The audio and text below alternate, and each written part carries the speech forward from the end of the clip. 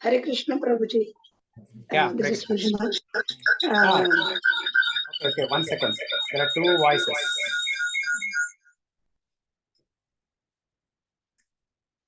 Yeah, go ahead. No, I just wanted to add that whatever we know from our parents, you were mentioning, right? Or they will also say, I never asked this question to my parents, so don't ask me. Yeah. Yeah, simply follow. Don't ask any questions. Exactly. Just follow. Don't ask any questions. Yeah, just follow. Yeah. So, okay. Yeah, thank you for adding that. I mean, the fact that we have, all of us have not read Bhagavad Gita back in India, that itself shows that nobody gave importance to Bhagavad Gita. Everybody thought they know everything, and they never validated it from scriptures. Okay. Next. Yeah. So we have a new family. That's why we're all introducing to them. Yeah, Rajesh and Sunita.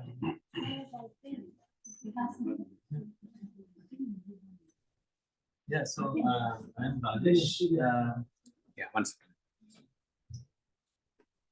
Yeah, I'm Rajesh, and this is my wife Sunita. And we have an important person here. That's my daughter Sahana. So yeah, we've been, I've been working with Amazon. I'm living in Seattle for now 6 years, almost 7 years, coming into 7 years. Yeah, I think I've been involved with many different types of spiritual kind of activities. I was regularly practicing Kundalini yoga, then left that, then we stopped Sudarshan Kriya, left that, stopped. So I think, every time those whenever I was doing, I was feeling great, all those things, but I've not been able to consistently sustain that thing for a long time. So if something comes up, it just drops off. Like some life event happens, then it just drops off, and then it takes long time again to catch up on that. But what as I kind of learn more and more, Bhakti Yoga is something that can be sustained, and it is the ultimate way of living and stuff. So I'm trying to kind of inculcate that. I'm not there yet, so I'm still kind of learning, getting myself into Bhakti Yoga and see. Yeah, very good. Nicely put. Way of life. Bhakti Yoga is way of life. Bhagavad Gita, is way of life. It teaches the way of life. You don't have to change anything in your life. You don't have to quit your Amazon, Microsoft jobs, or you don't have to quit your school, college. Whatever you are doing, you just continue to do, and then add Krishna in your life. So Bhagavad Gita tells how to add Krishna in our life and how to make that as the way of our life. Very nicely said. So for me, it is like my husband is very much involved in this. So until that time, I was like, okay, I need some time to get into this. So now, because of this guidance, I'm getting more into the listening of Bhagavad Gita. It's very, very helpful. It's how I would say very much involved here right now. Yeah. Thank you. Yeah. Sahana, you want to say anything?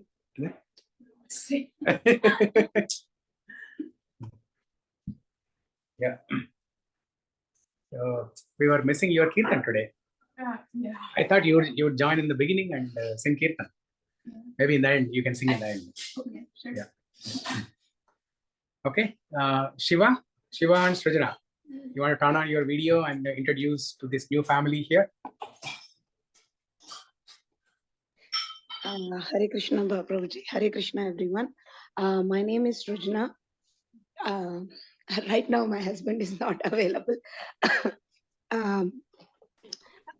Prabhu, what should we say? Just introduce. Just introduce. Yeah, where do you live? And we live in Redmond. I have two boys. You can also say, what did you cook today?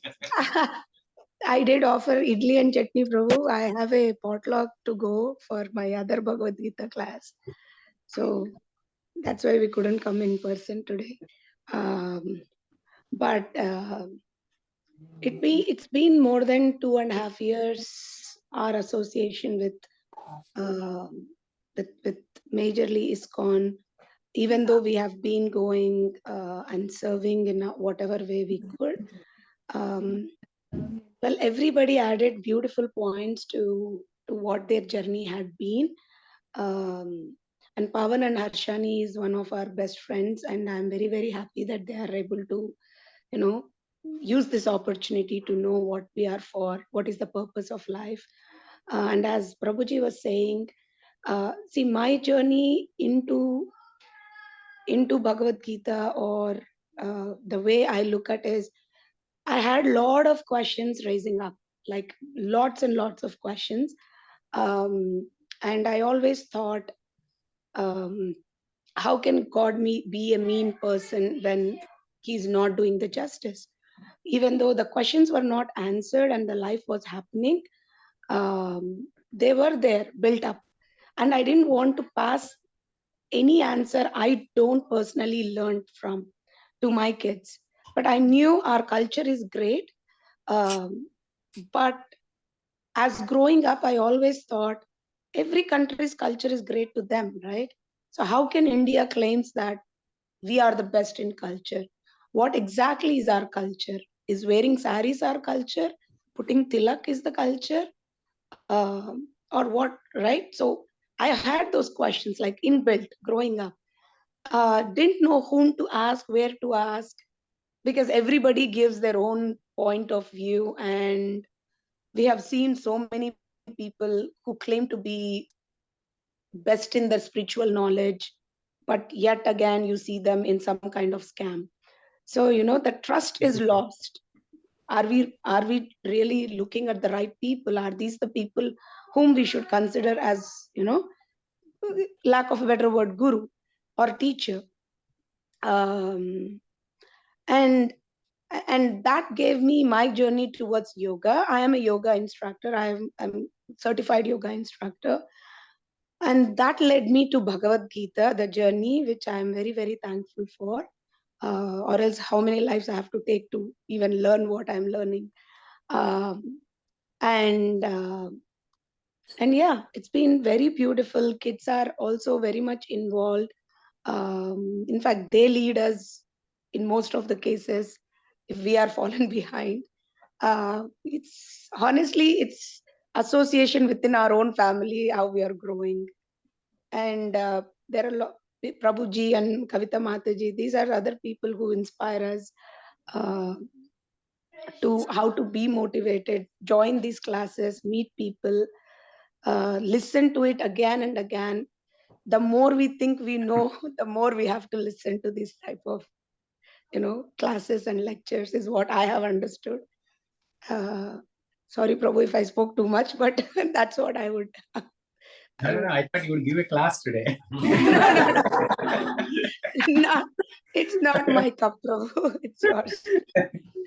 But their family is very inspiring. They live in Redmond, but they come to Samamish almost every day to attend Mangala Aarti at 5:30. Yeah. In the morning? In the morning. Oh, morning. In the morning, 5:30. And they attend.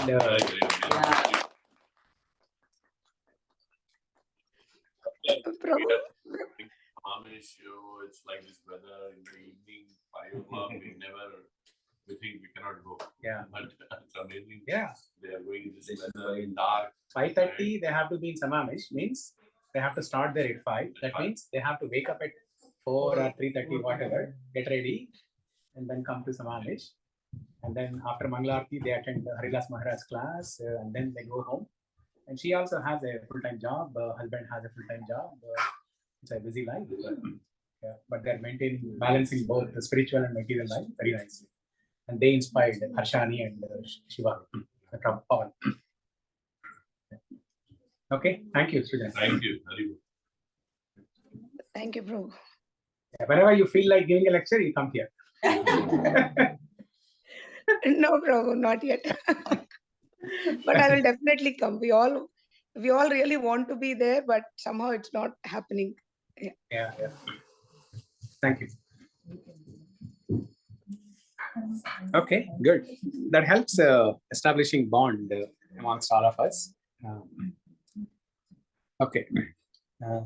It's 12:13, right? So what we have been doing is, since last few weeks, we have been discussing summary of Bhagavad Gita. Before we start discussing shlokas from Bhagavad Gita from chapter 1, we're just trying to see what is there in Bhagavad Gita, glimpses of Bhagavad Gita. And we are at summary of 8th chapter, right? Yeah. 8 chapter. 7 and 8. Yeah. Okay. Let's get started.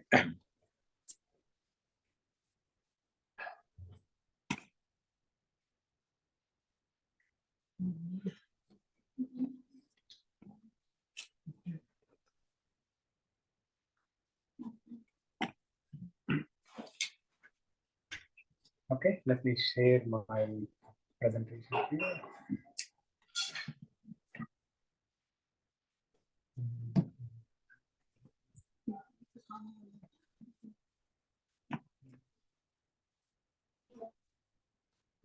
So what did we discuss in the last class? Chapter 7, Krishna and his energies. Uh-huh. And more about Krishna, how we relieve himself. Yeah. To everyone. And how we can attain Krishna Mm-hmm. in this method. Yeah. Hare Krishna.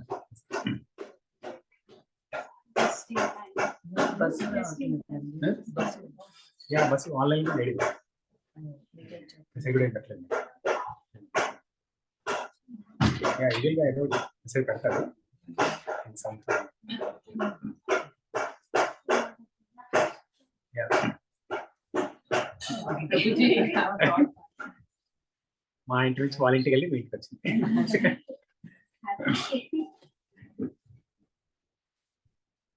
So we have another family, Madhuri and Prashant. We have a new family, Kundan and Neha. So we just finished the introduction and we have been waiting. We'll start the class only when Madhuri and Prashant comes. Yeah. And by the way, yesterday we had a feast at their home. Yeah, Yeah.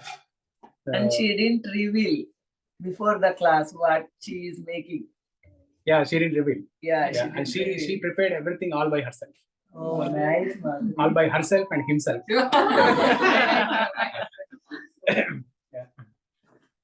Yeah, we had another Ugadi festival on banana leaves and Is it? Oh, yeah, nice. and they got nice banana leaves actually, full leaf.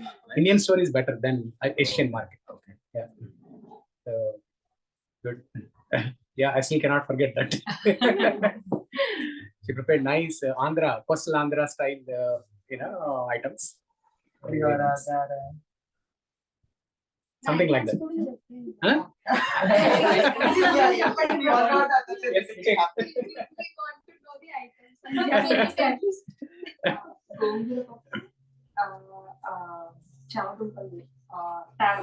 Taro fry. And brinjal and potato peanut curry, like yeah, and perugu vada, booralu, I don't know what. Very good. Purna. Not bobbatu, booralu. Yeah, Round. Sweet balls. all chilled and veg. Sweet balls and generally gulab jamun. Gulab jamun. Not double kamita. For double kamita, we have another expert.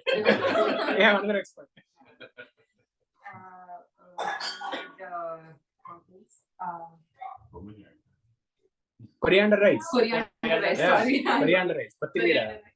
Normal rice and yeah, that's it from my side. We missed it. You missed Prabhuji it, yes. got payasam and another Prabhuji got Halwa. halwa. Yeah, suji ka halwa. And pineapple fruit. Pineapple. Yeah, it was very satisfying eating on banana leaves. Yeah. Yeah, very good. Complex. Okay. So yeah, we're discussing about summary of chapters, right? Yeah. I'll quickly recap from chapter 1. So chapter 1, lamentation, Arjuna Vishada Yoga. observing the armies on the battlefield of Kurukshetra. So it's all about how different people observing the armies, how different people observing the situation on the battlefield differently. The setup is same, but different people observed it differently. Duryodhana observed it from his perspective, thinking that it is okay to kill people and gain victory. Whereas Arjuna observation was, it is not okay to kill people, especially his own kinsmen, his teacher Dronacharya and grandfather Bhishma. So he was not ready to kill. Duryodhana was ready to kill. Arjuna was not ready to kill. So two different observations. And then Krishna was there on the battlefield. Krishna's observation was, you have to fight not for killing and not to avoid killing, but you have to fight to establish dharma. That is Krishna's observation, Krishna's perspective. So different people observed the same situation differently. So in our life also, the root cause of all our problems is perceptions, how we perceive things, how we observe things. That's the root cause of all the problems in life. And we have to correct our perceptions by reading Shastras, by taking guidance from spiritual leaders. And Krishna, as Guru of Arjuna, he teaches what is the right thing to do. When Arjuna was not ready to fight, he was lamenting. Krishna teaches Arjuna what is the right thing to do. So he encouraged Arjuna to fight by speaking Bhagavad Gita. 18 chapters Krishna spoke in 1.5 hours. We will spend 5 years learning the same Bhagavad Gita. We'll spend 5 years. So that was Arjuna's lamentation, chapter 1. Then chapter 2, Krishna gives knowledge of the soul, Atma Tattva or Atma Jnana. Krishna teaches that we are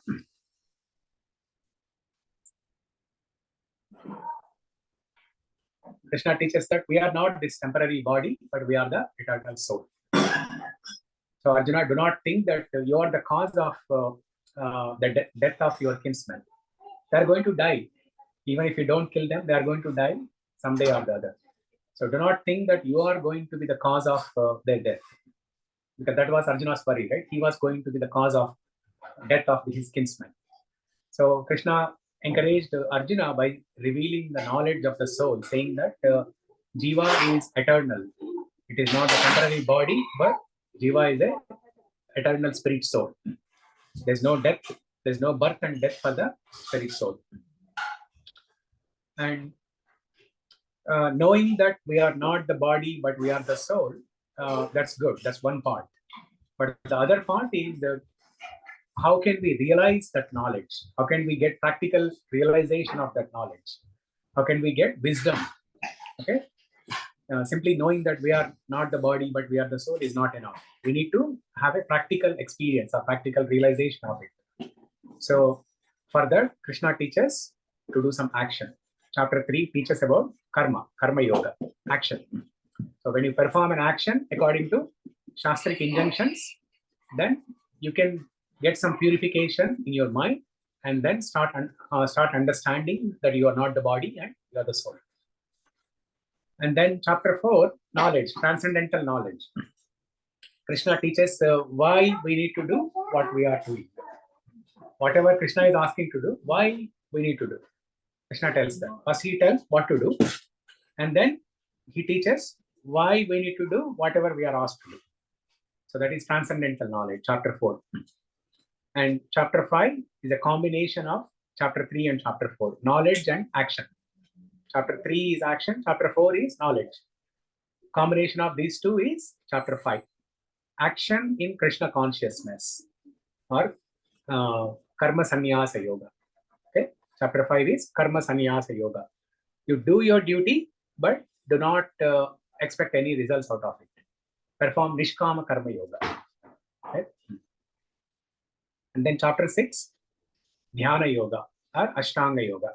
Krishna teaches how to control mind, how to focus, how to develop attention. Any karma, any action that you perform, you need to do with full attention. If you are if you're working as a teacher or working as a software engineer, working as a homemaker or anything, or if you're a student, so no matter what you are doing, or if somebody is doing devotional service full time, whatever you are doing, you have to do with full attention. So Krishna teaches how to develop that attention, focus, and how to control mind. That is chapter 6, Dhyana Yoga, Ashtanga Yoga.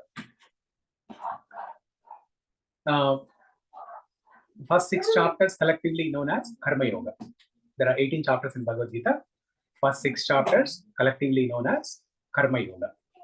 The Krishna teaches about karma. In all these chapters, Krishna teaches about action, karma.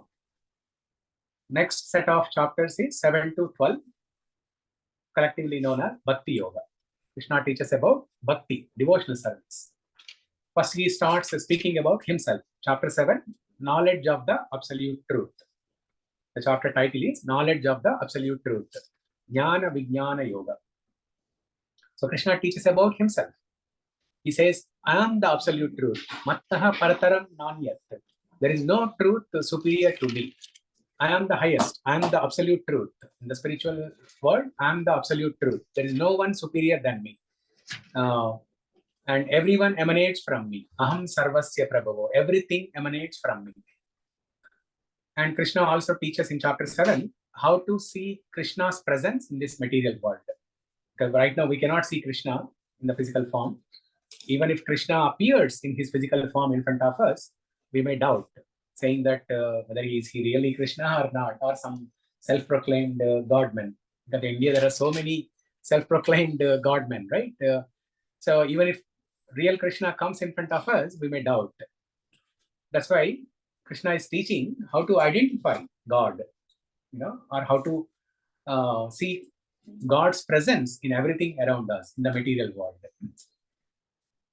Then chapter 8.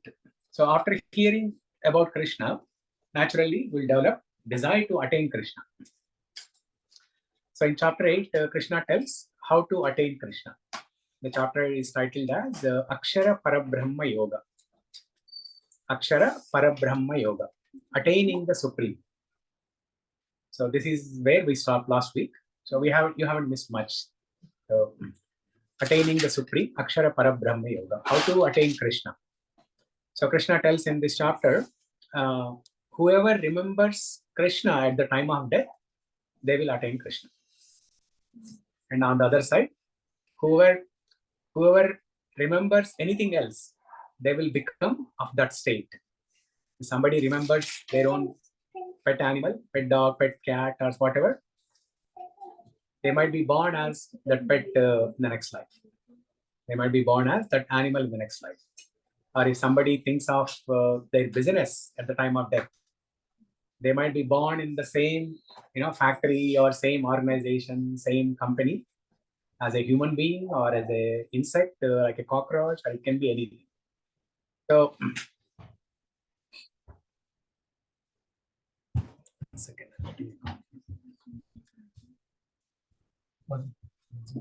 So there are beautiful shlokas in this chapter. Antakale cha mameva smaran muktva kalevaram yaprayati samadbhavam yati nastrat yasamshayaha.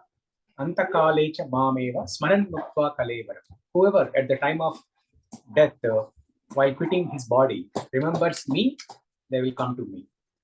And whoever remembers anything else, they will become of that state.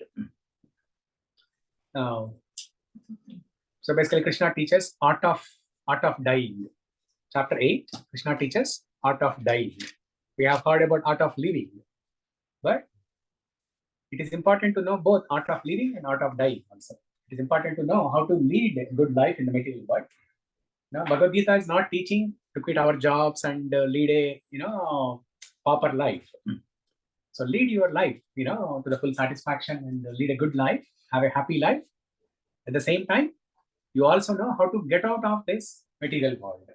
So both are important. How to live in this world and how to get out of this world. So Krishna teaches in chapter 8 how to get out of this world, the art of dying. Death is an examination.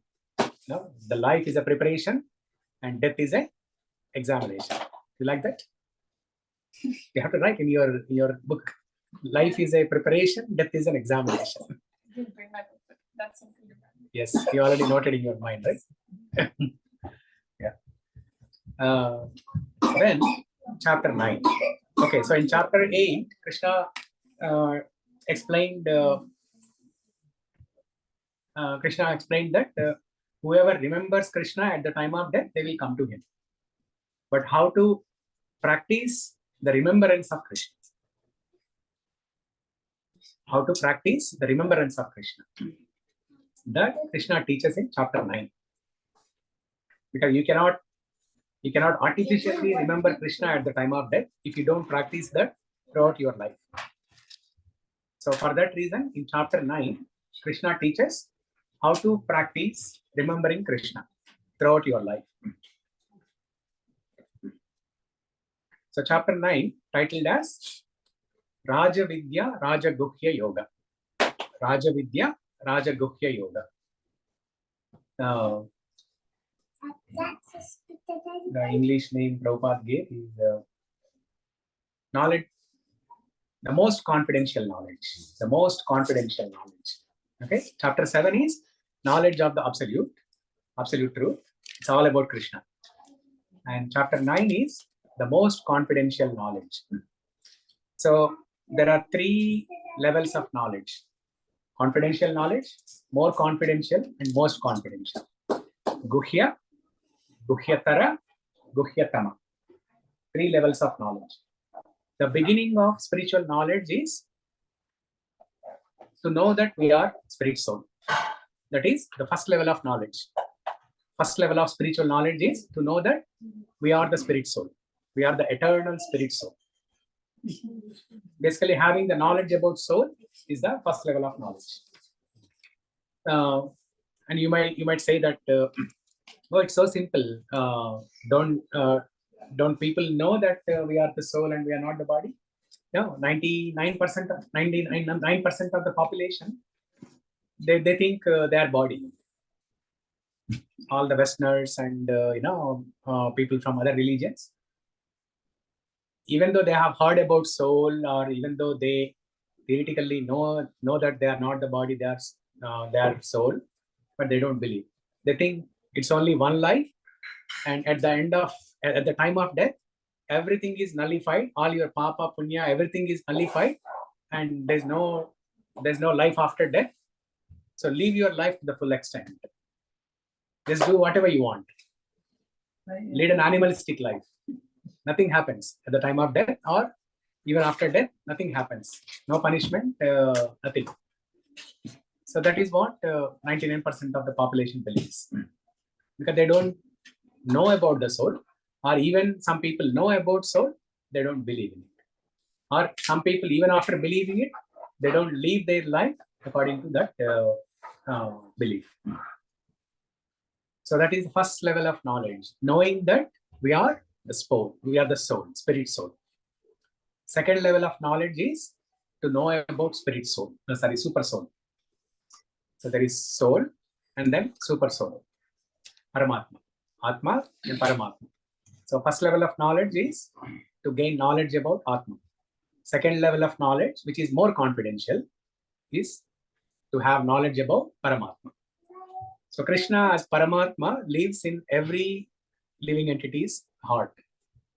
Human beings, insects, trees, demigods, Brahma, every living entity in the heart region, Krishna resides in every living entity's heart as Paramatma. So within the heart region, there are 2 souls, soul and super soul, Atma and Paramatma.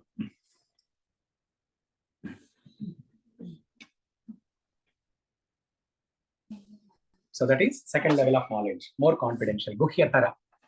And the third level of knowledge or the most confidential knowledge, Guhyatama, is to know the relationship between soul and super soul, or to know the relationship between Jiva and Bhagavan.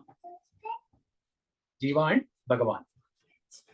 So relationship between soul and super soul means it is only confined to that impersonal form of Krishna.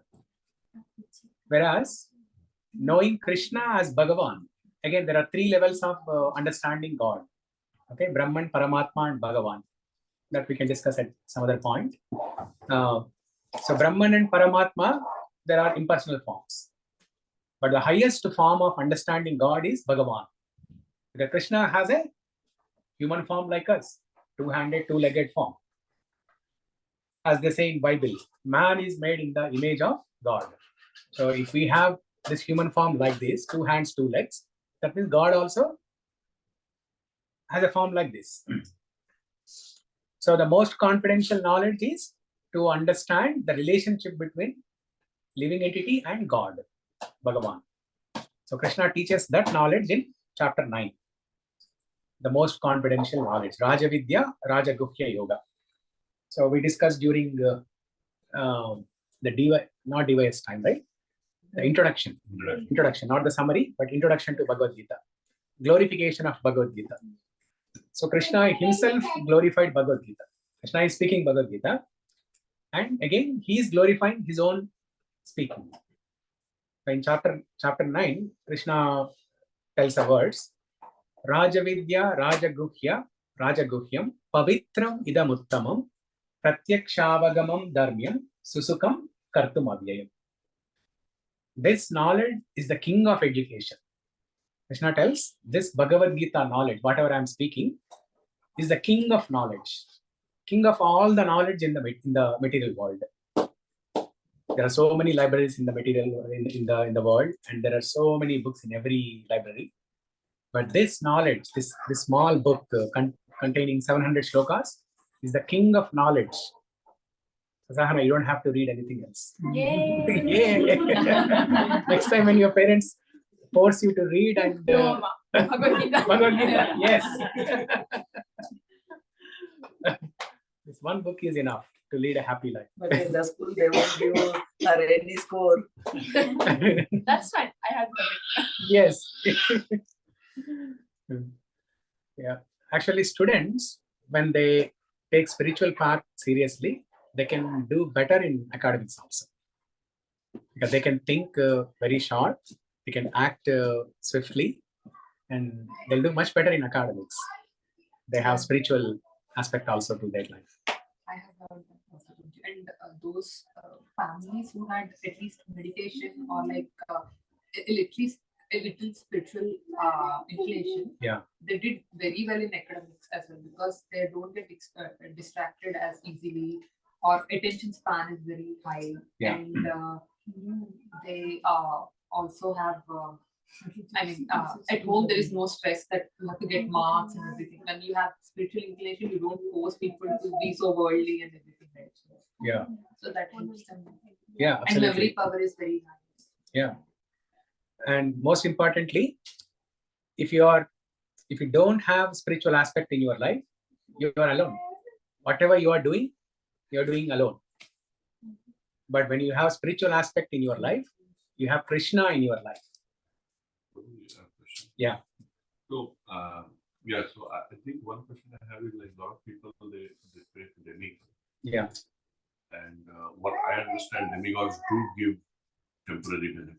Yeah. Like if you want money, if you want like position, Yeah. promotion, whatever. So I always get this confusion because we all want temporary things. At least I want some temporary benefit. Mm-hmm. Right. And we definitely want also Krishna. Yeah. So how do we like balance it? Because if we are just following Krishna, sometimes we know that Krishna may not give us the temporary. Yeah. He may or may not. But Yeah. the other demigod may give us very fast. Yeah. And maybe some other person, they are just doing it. Yeah. So they are getting ahead. Yeah. So how? Yeah, is your that's a good question. And Krishna teaches that in 7 and 9 chapter. Actually, little bit in 8 chapter also. So in all these 3 chapters, 7, 8, 9, Krishna talks about demigod worship. And first he talks about demigod worship, how different people worship different demigods, and what is the result, and where do these demigods get their power to bestow these boons. See, if you worship Lord Shiva or Ganesh, they are pleased immediately, and then they'll give you whatever you ask for. So in these chapters, Krishna tells where these demigods are getting their powers from. So Krishna tells nicely that all the demigod, all the devatas, they get the powers from me. That he is the source of everything, right? Krishna is the source of everything. So which is better, to worship a subordinate or to worship the boss? Yeah. Or what are the root or the Yeah, very good. Sudhakar. So what I'm saying is like, but is it okay to do both or not? So worship of demigods is like watering, as Sudhakar said, watering the individual leaves of a tree. Individual leaves, flowers, fruits, the branches, the stem, everything.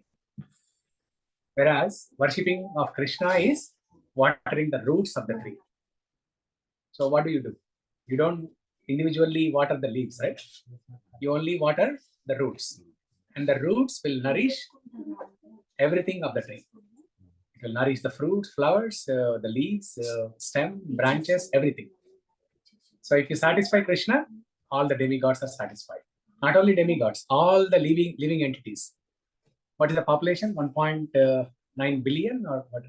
Yeah, 1.3 billion. 1.3 billion? Yeah, 1.3. I think it's already 8.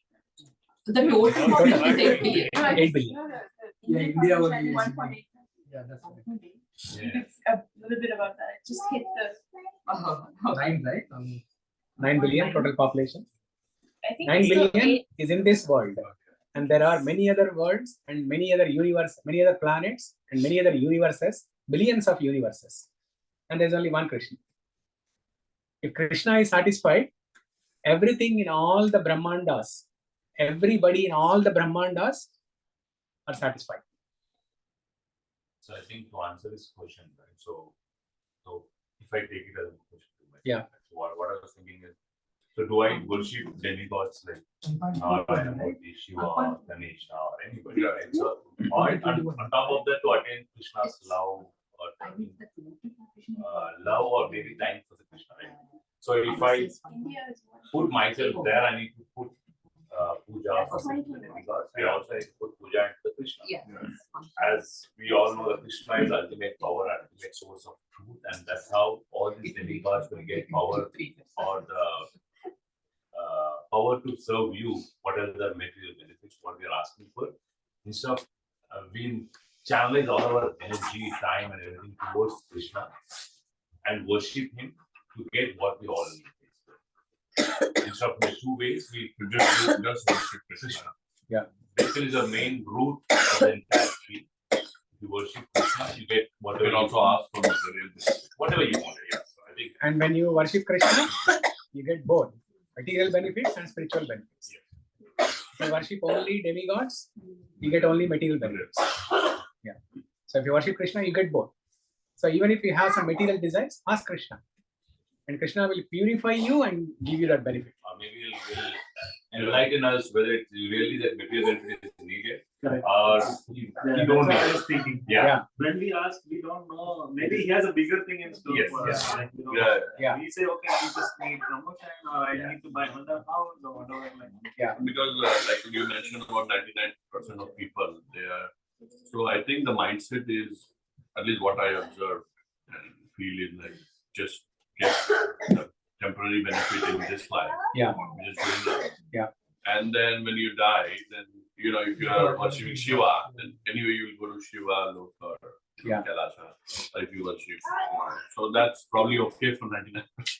Yeah. Because And everybody they're wants. they're not thinking like long term. Everybody wants temporary benefits. Yes. Yeah. So we discussed this in the previous classes. You also said one story about that Chaos and replacing God. Sahana will tell that story. Sahana, tell about Shreyas. Give a lecture today. Okay. So there's this king, right? And he's Now first tell them about Shreyas Prayas. okay. Shreyas is the eternal happiness, and Prayas is a short-term, like temporary happiness. That obviously is gonna go away. And I think there's the story is that there's this king who wants to give. He just wants to give it. He's a very generous person. He just basically goes out in town and he asks everybody, what they need, and he gives them whatever it may be. And one time he comes across this old woman who's carrying like this set of like logs or sticks or something on her shoulder, like something heavy on her shoulders. And then he asks her, "What can I help you with? What can I do for you?" You know, and she says that, you know, just take it, put it on the other shoulder, and that's what he does. However, that's just, you know, that's not really helpful because that's very short term. You know, her next shoulder is going to start hurting again, so it doesn't really help her at all. But then this next time he comes across another guy, and he asks for friendship with the king, and you know, He's a very poor guy. he's a very poor guy. So Yeah. and the king doesn't really know how to be friends with him, right? He's just like, you know, well, how can I be? I don't know. It has to be natural. You know? You can't just force a friendship or whatever. So he asks his minister, "How can I be friends with this guy?" And his minister says, "Okay, let me first. You just have to go to his house sometimes, and he has to come here sometimes, you know, so that you guys can talk and, you know, connect." So he's just like, "Okay, fine. This time I'll go to his house and meet him." And then the minister's like, "Wait, I'm gonna go check the house and see if everything's right. You know, if it's like, you know, if it's safe or whatever, you know, just everything. If you have everything you need to go hang out there or whatever." So he goes there and he checks out the place, and he's a poor man, so he doesn't really have like anything. He doesn't have like the most basic appliances or whatever. So the minister comes and he builds a house for him. He he just gets everything right, and then the king goes. So now this guy basically has a friendship with the king, and he has material comforts. So he gets both. Yeah. So if he asks for friendship with Krishna, then you get both. You get Krishna's friendship as well as material comforts. But if you pray to demigods and ask for material benefits, you'll get material benefits, but they are temporary. Just like that old lady shifting her load from one shoulder to another load and thinking that temporarily she's happy. And after a while, as Sahana said, the other shoulder is going to ache. So, but if you worship Krishna, then he gives both. I think there is a story in Krishna's childhood of the Govardhan Giri as well. The reason why he lifted that is because Indra was angry that the villagers are not offering him the whatever havan and everything. Oblations. And he started raining thunder and storm in that area. But they are friends of Krishna, obviously. So he lifted the Govardhan Giri to save them all. Yeah. Even Sudama's story is there. Yeah, Sudama. Yeah, Sudama's story is exactly like the friendship. Poha, like the Poha. Yeah, poha. The only thing he had to give to Krishna was the chipped rice. And that also, the way he carries his, he has some towel on his body, right? And that towel is full of sweat, and then, he carries the chipped rice in that towel, which is full of his sweat and everything. Even ordinary people will not eat that. Even Sudama may not eat first of all. But Krishna happily accepted that. Now in chapter 9, which we are discussing, right? Krishna says, "Patram pushpam phalam toyam yome bhaktya prayachati tadaham bhaktipahrutam ashnami prayatatmana." Patram, leaf. Pushpam, flower. Toyam, water. Patram, pushpam, phalam, fruit. Phalam, toyam, water. Even if you offer simple things like water, leaf, fruit, I'll accept. But what is Krishna is looking for is love. Krishna is looking for love in those ingredients. He's not looking for the offerings, because he's opulent by himself. He does not need these ingredients or these offerings from us. Krishna is only looking for love in those offerings. So when Sudama offered chipped rice, he happily accepted it. And in fact, just like in that story, by the time Sudama went back home, there was a nice palace ready for him. Every single time he had a bite, he got like a certain amount of wealth. Last day, somebody stops his hand. I think Krishna, we don't his wife. Yeah. They don't No, not take Radha. Either Rukmini or Rukmini or Satyabhama. Satyabhama. Satyabhama. Yeah. Stop Silka. No. Yeah. That's no. That's it. Yeah. Yeah. All his riches. He's become more rich. All his riches are going to Sudama, basically. So Yeah. after a point of it, okay. Yeah. You know? Yeah. Also, the reason why Sudama comes to Krishna is his wife sends him to ask a little help. Yeah. Krishna, your friend is a king and he has a lot of riches as well. Yeah. Ask him a little bit of money so Yeah. that we can at least get our living. Yeah. So by that time, he was after seeing Krishna, He just forgets and he just allows him as a friend Yeah. instead of seeing him as a king. And they just talk and Krishna asks, what did you bring for me? Yeah. He feels very Uncomfortable. uncomfortable. Yeah. He has nothing but that poha that you said, filled full of sweat and Yeah. tears and whatever. Yeah. And this is all I have, and this is not good Yeah. for you. And he just starts eating, and by the time he goes home, Yeah. he has everything. Yeah. I think we also had one story about the sailor who want to replace the god. Just be in my position, just watch, don't do anything. Yeah, God thing. That's Sailor and Deity. thief. They come to the temple So, and answer your question, yeah, Krishna has planned for everything. Yeah. Stories. And Yeah, there are I other know stories in- you narrated the story Yeah, once, right? Yeah. Why don't you? Okay, you also missed it, right? Okay. Yeah, we also- Okay. So a lot of people missed it. So now let's see if Harshani remembers that. This is a test. Individual test. I don't remember a part of it, but You started, I'll tell you. no, you start. If you know better than me, you remember that Yeah, go ahead. it's better you Right. start. Correct me if I'm wrong. Right? Yeah. So there is everybody pray to the deities, right? So Krishna is like, and Krishna has planned for everything. And there is one poor guy who always do with a lot of love and everything and offer whatever he has in his plate to Krishna and with pure intent.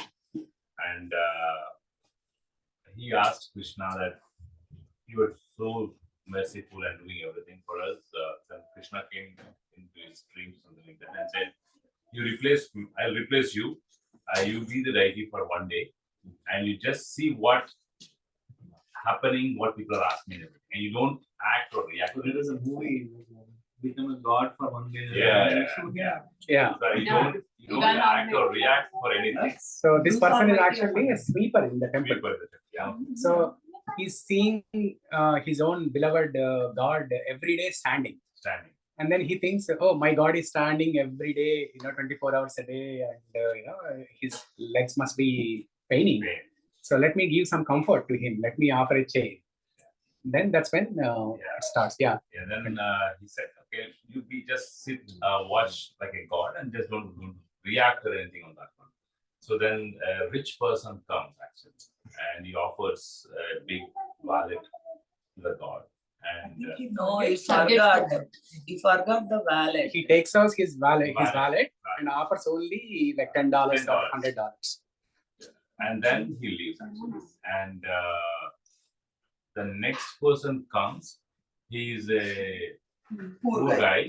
He's a poor guy, and he offers a food or whatever he has, and he leaves actually. And the third person comes, sailor. No.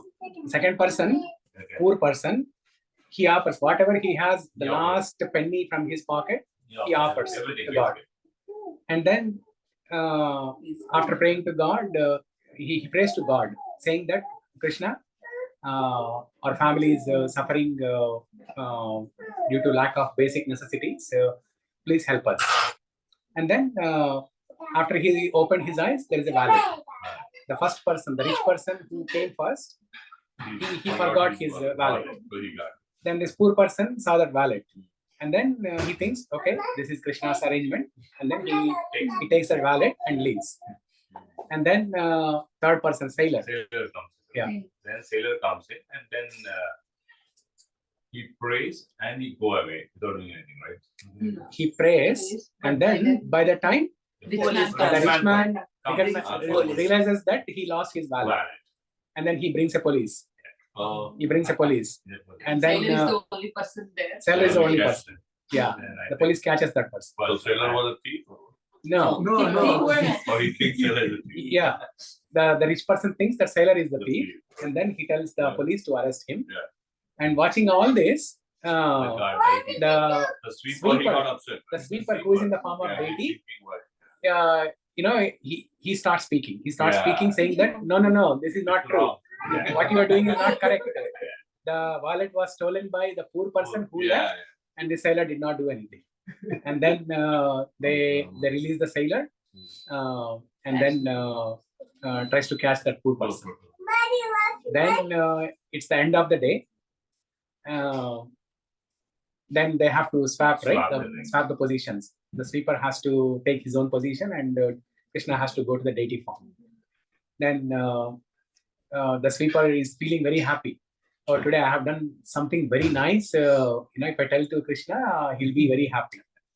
And then Krishna asks, "So how was the day today?" And then and the sweeper says, "Yes, everything was wonderful."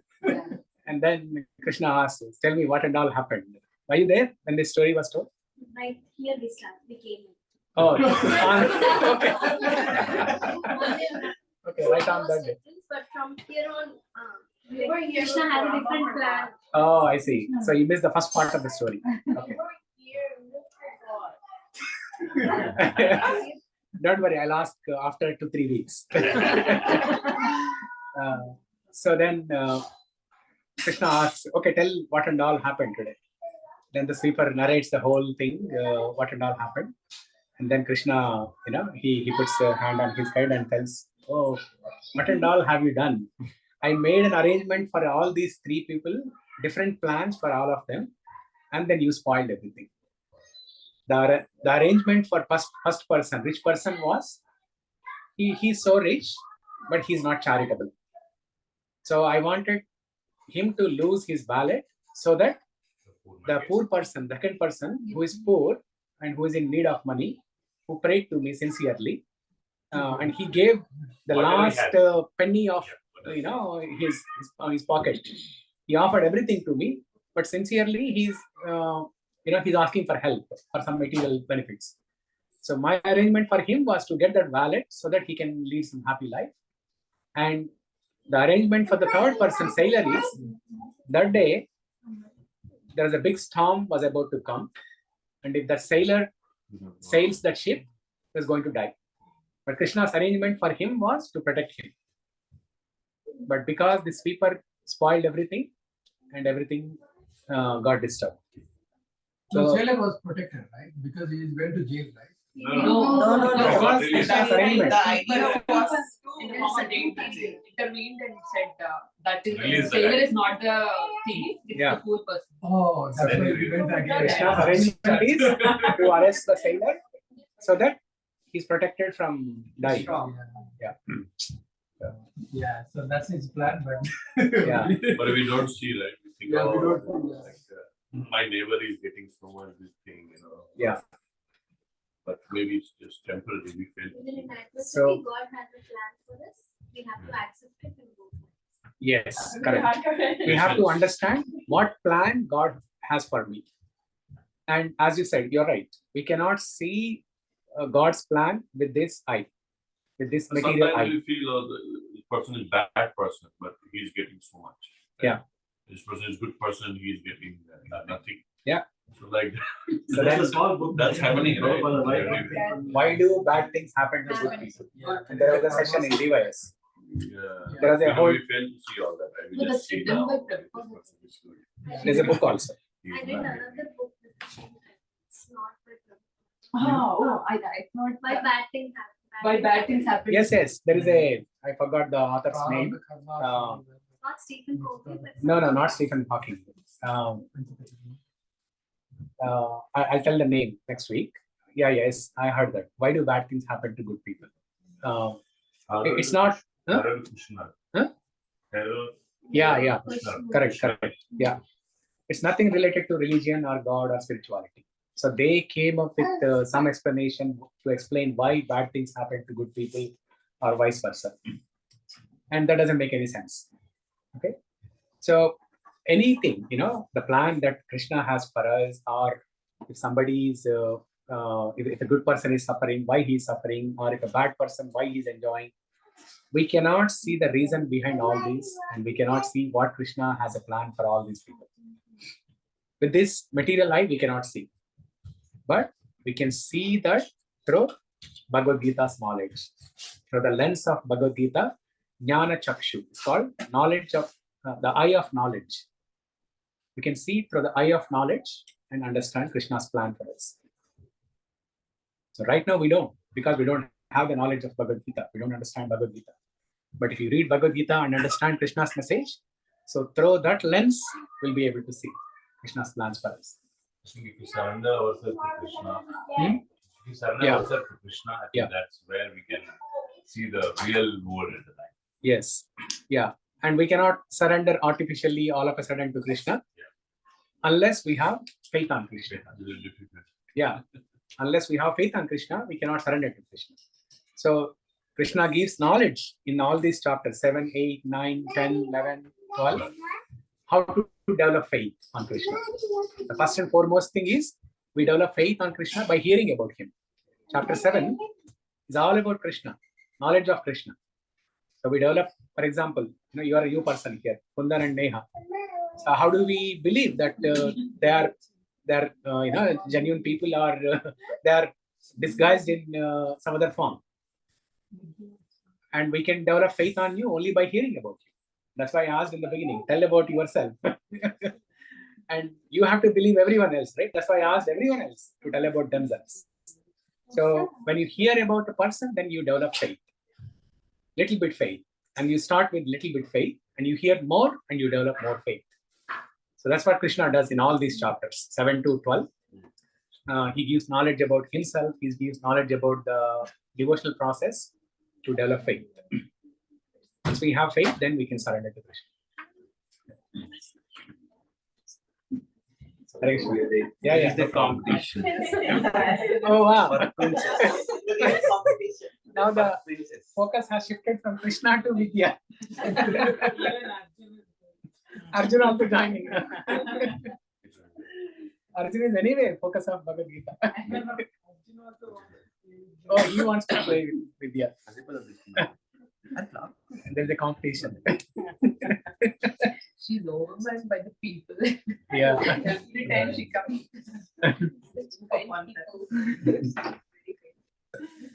Okay, so what is the thing? Chapter 9, right? Yeah. So chapter 9, Krishna talks about how to understand the relationship between Jiva and Bhagavan, Krishna. Right? How to perform devotional service. Before this chapter, Krishna mentions about devotional service, bhakti yoga several times. But how to perform that, the how-to part, that is given in chapter 9. Okay. And then chapter 10. Yeah, before that. In chapter 9, Krishna also gives the Charama Shloka of Bhagavad Gita. Any scripture, Ramayana, Mahabharata, Bhagavad Gita, or Srimad Bhagavatam, there are something called as Charama Shlokas. The Charama, the concluding, the ultimate instruction, concluding instructions from that scripture. The concluding instructions of Charama Shlokas of Bhagavad Gita are 2. One is Manmana Bhava Madbhakto Madhyaji Mam Namaskuru Mame Vaishva Satyam Te Pratijani Priyosime. So Krishna says, Manmana Bhava Madbhakto, always think of me and become my devotee. Manmana Bhava Madbhakto, always think of me and become my devotee. Manmana Bhava Madbhakto Madhyaji, worship me. Mam Namaskuru, offer obeisances to me. That's why when we go to the temple, men, they do Sashtanga Namaskara, and women, they do half Sashtanga Namaskara. 8 points with us. Ashta is 8. Yeah, 8 points with us. Yeah, Sa Ashta. Sa Ashta Anga. Ashta Anga. Sa Ashta Anga means with 8 limbs. Yeah, with 8 limbs. But women, what do they call that? That's Ashtanga. Huh? That's Ashtanga. No. Hands, legs. 8 points are touching the ground, right? 1, 2, 3, 4. That's all. I think so. Sashtanga, if you remove sa, right? Ashtanga is 8. Yeah. 8 limbs. Ashtanga is 8. Women do When you say Ashtanga. Sashtanga, that means Full with flat. all 8 Yeah. limbs, with all 8 limbs. No, Women- women do 8 points. That points. And Sashtanga means full. Like, Full body. Ashtanga means all the things, something like that. Yeah, women don't prostrate with full body, right? Yeah. So the number of limbs that are engaged is 6, I think. 6. For a woman, it is 6. Okay. So next time when you do, you count. Okay. But Prabhuji, why is that difference? Like, why do we do? Like, why women are not supposed to do that sasana? Yeah. So women are not supposed to touch the jananendriyas on the ground.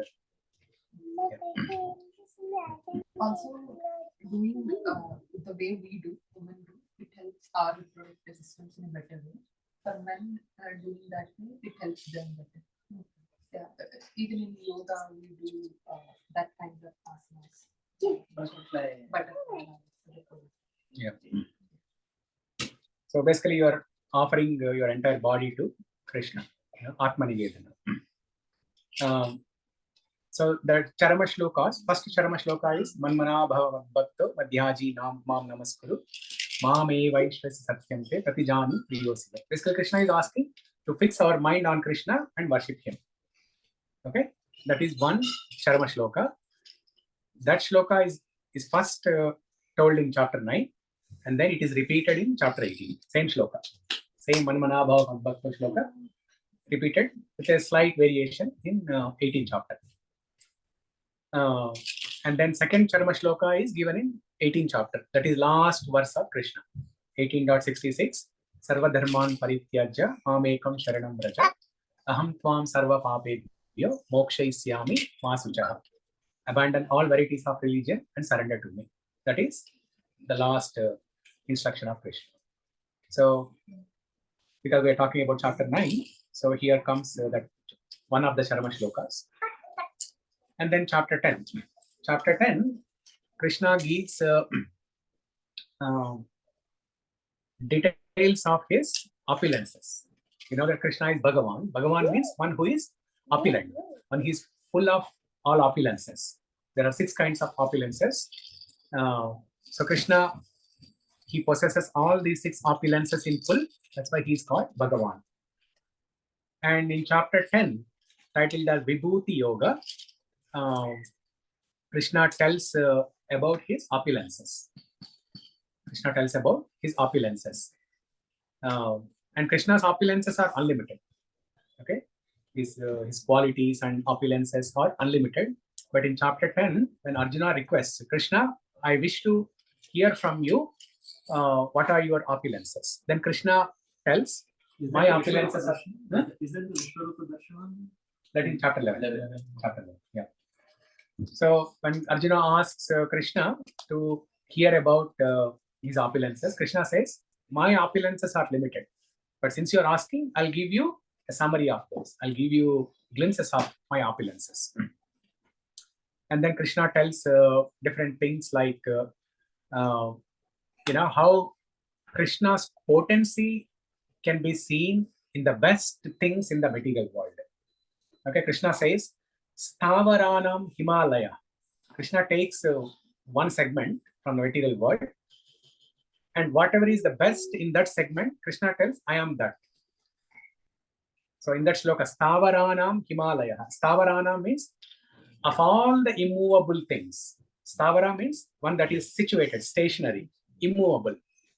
Of all the things that are immovable, for example, for Vidya, the stable is immovable. This is Stavara. Whereas for Arjun, that sofa may be stationary. And for Sahana, maybe something else, it's stationary. The house. So like that, based on the ability a person has, they can move certain things, they cannot move certain things. But Himalayas are the ultimate stavara of all. Nobody can move Himalayas. But Immovable. Ravana tried to lift it. Right? He did, but he could not. He tried. He lifted little bit. Not completely. He Yeah. lifted. They cannot. He could not move it out of the place. Yeah. So Stavaranam Himalaya. Of all the immovable things, I am Himalayas. See, Krishna is using the word Himalayas, and we belong to that country where Himalayas are there. So like that, Krishna tells Yajnanam Japa Yajnosmi.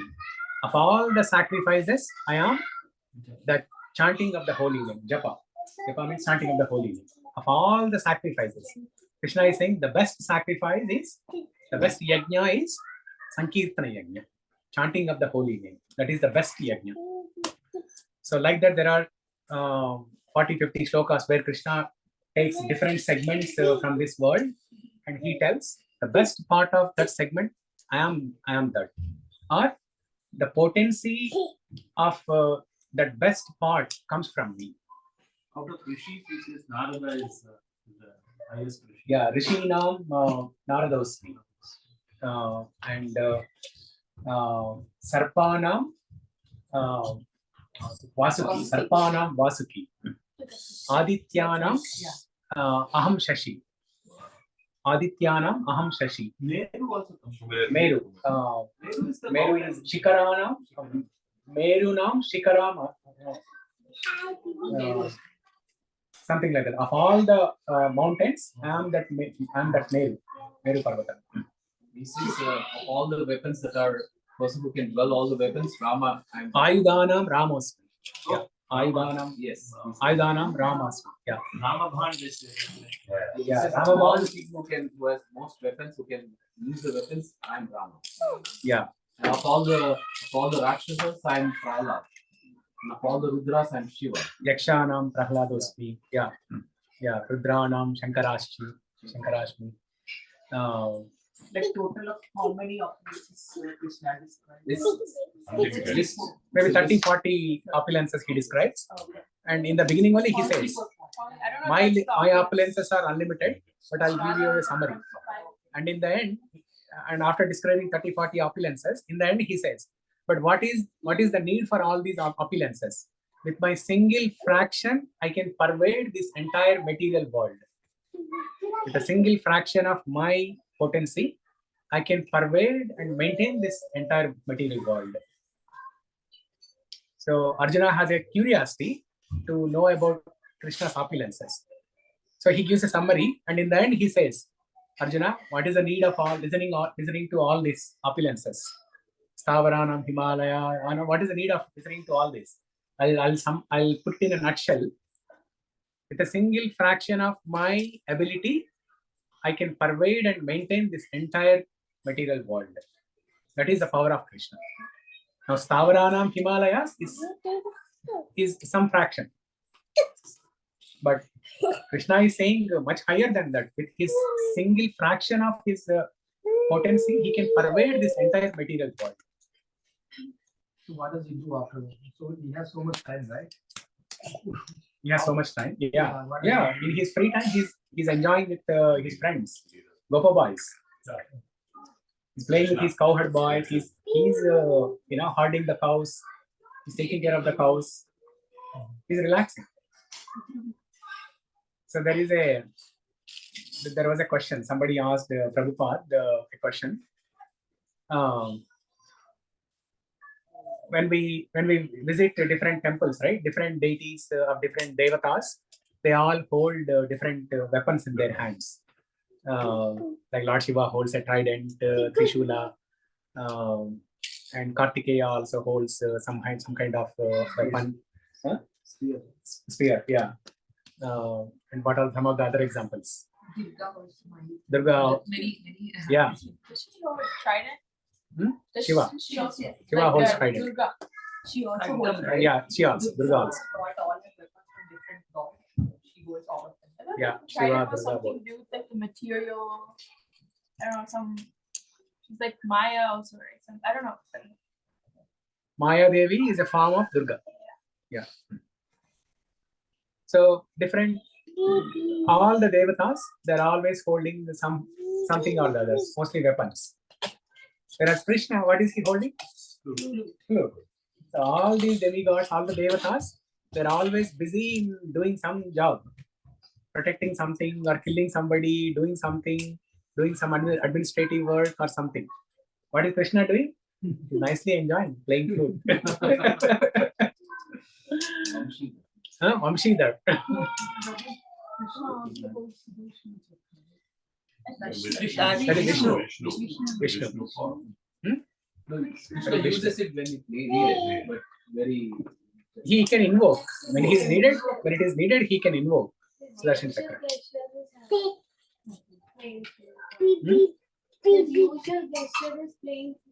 Yes, yeah.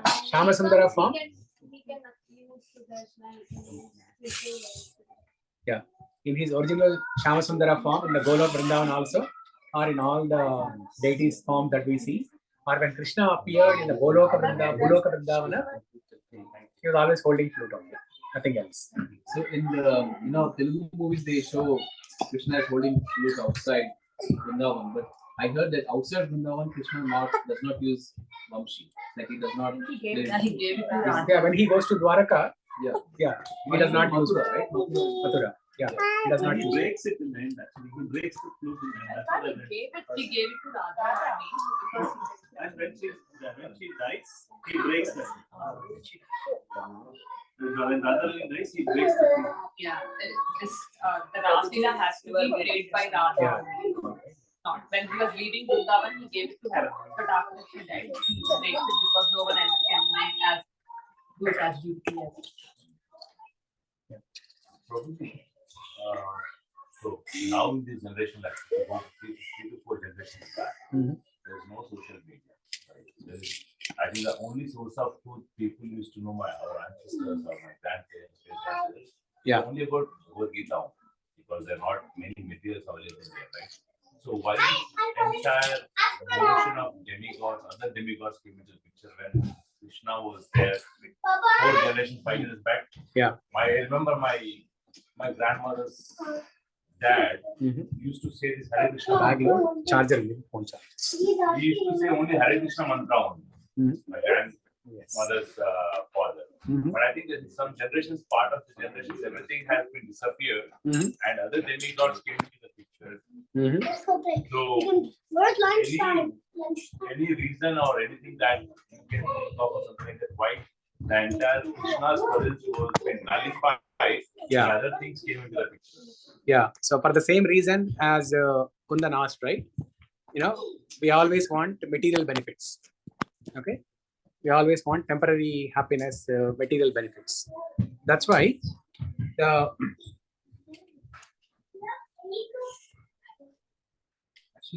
that's why it's saying in Telugu Krishna Rama, they say Krishna Rama Anupokunda, they say right, which means so that Ram Krishna was actually that chanting was there, but like Prabhuji said, because we are surrounded by Maya, we try to pray to other demigods for material benefits.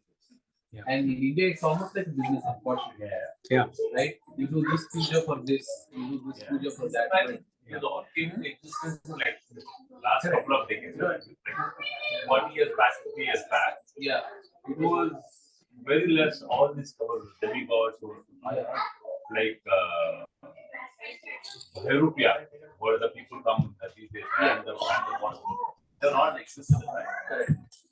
But still, somehow the entire Krishna notion was not inculcated to our when we grew up. Correct. Right.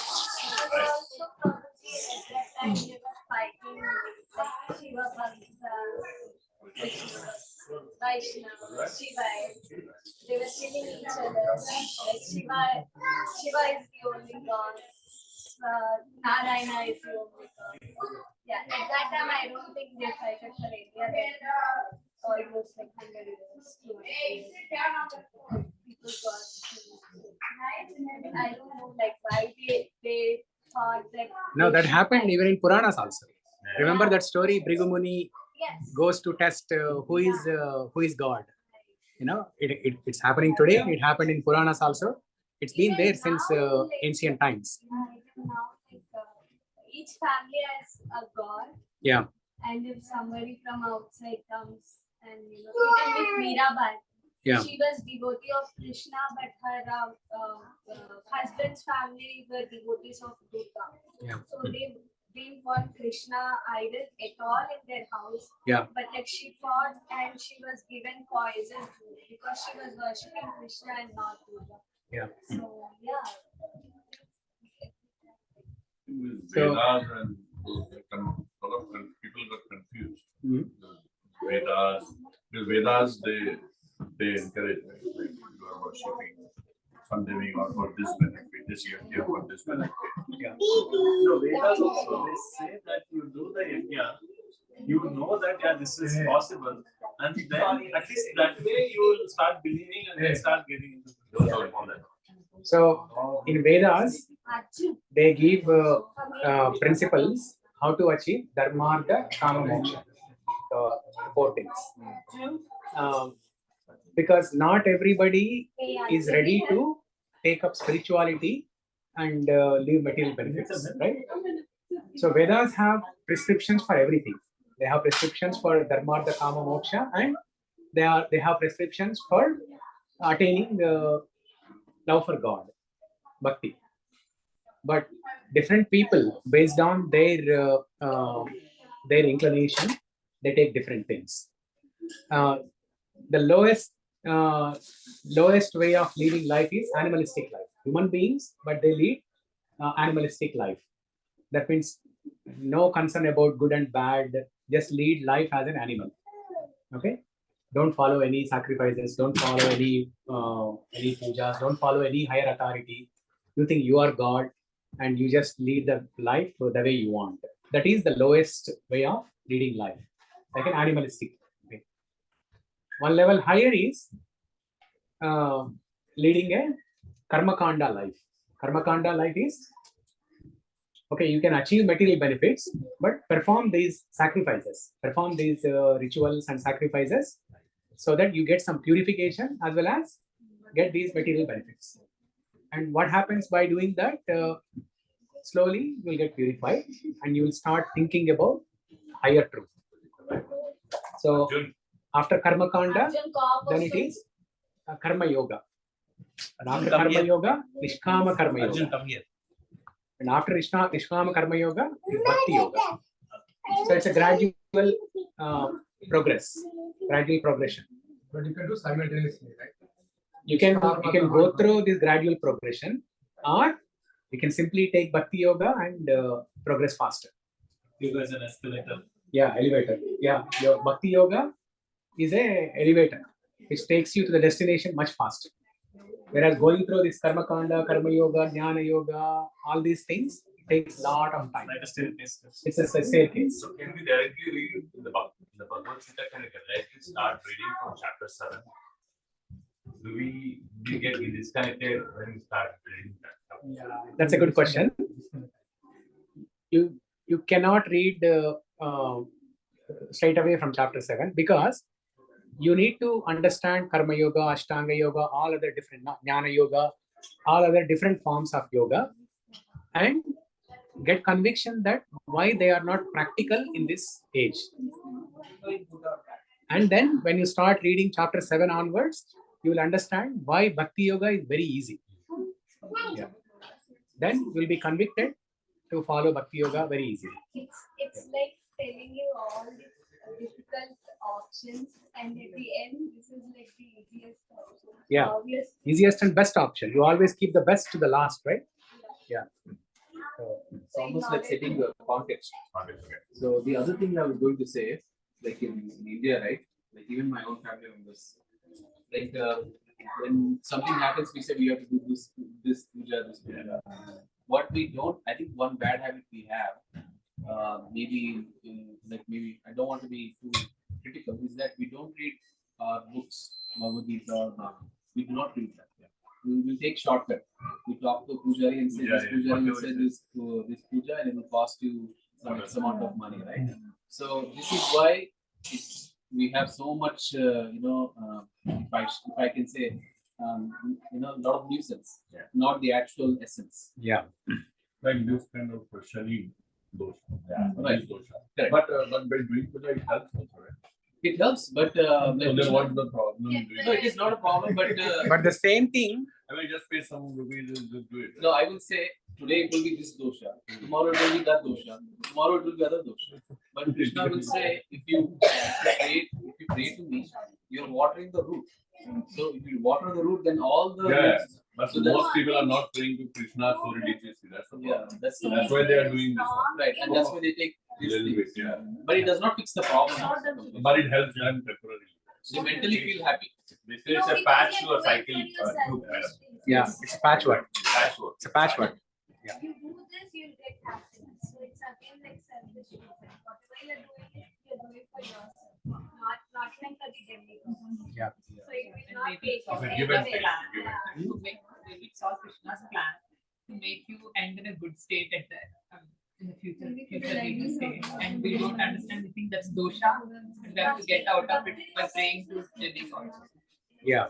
Like Prabhuji is saying that for different level of people, there is different, like you said, animalistic way and little bit better. Yeah. So this is Yeah. that stage.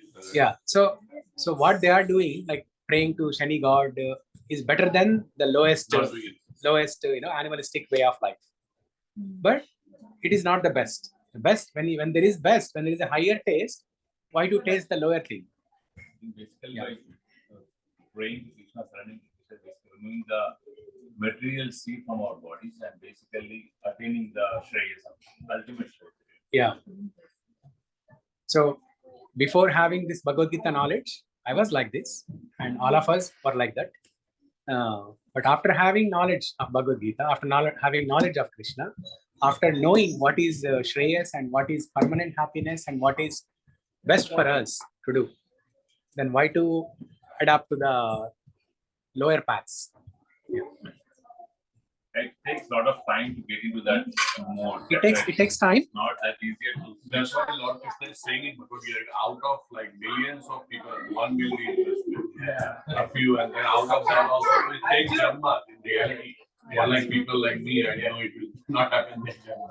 Yeah. Some people are taking this shortcut, right? I'm telling for myself. I was in the same boat actually till 2022 December, whatever time it is, right? But in 2023 I started realizing many things. I think once you get the connector, right, I think anything could happen in this Janma. That's what. So even yourself, you should not yourself say like it's not happening. It will definitely happen. You Yeah. already taken the first step. So Yeah, we don't know. What yes, good I still karma remember you the first time I did Hare Krishna Mahamantra in temple. Somebody told me there was like everybody was singing. It came to my friend. I was like, I remember the mantra, but I did not. And I thought I will not chant. But today here I am, like 3-4 years later. So Yeah. you never know. He's Never chanting know. 16 rounds a day. Yes. At least 5. Yeah. Hey, June. So Fearless. yeah. Okay, chapter 10 is all about Vibhuti, Krishna, Vibhuti Yoga. And then after hearing about opulences from Krishna, Arjuna wanted to see that. Krishna, when you say with your single fraction of your opulence, you can pervade this entire world. I wish to see that. I wish to see that in a physical form. Because when I hear this, I cannot comprehend or I cannot imagine how it looks like. So it's very difficult for me. So can you show me that form? How you can pervade this entire universe with your single fraction of opulence? Then Krishna shows his universal form, where Krishna shows all the 3 planetary systems, the higher, middle, and upper lower planetary systems, including the battlefield of Kurukshetra that's happening there, where Arjuna can see himself, Arjuna, Krishna, all the Pandavas, Kauravas, everybody. And then after showing universal form, the gigantic popular universal form, Vishwarupa, then Krishna withdraws that form and shows a fearful Kala Rupa. Like it's very scary and fearful. Have you seen a picture of Kali Mata, Durga Devi Kali Mata, with tongue sticking out and ice red, black body, skeletons holding trident weapons? Krishna. Number of hands. Yeah. Krishna shows, yeah, all those things, all those, narrative things, fearful narrative things, you can see in that Kalarupa form. So seeing that Kalarupa form, Arjuna is bewildered, and he asked Krishna, "Who are you?" He literally asked, "Who are you?" I asked you to show a form where I can see myself and yourself, maybe, your mother Yashoda, Nanda Baba, all those things.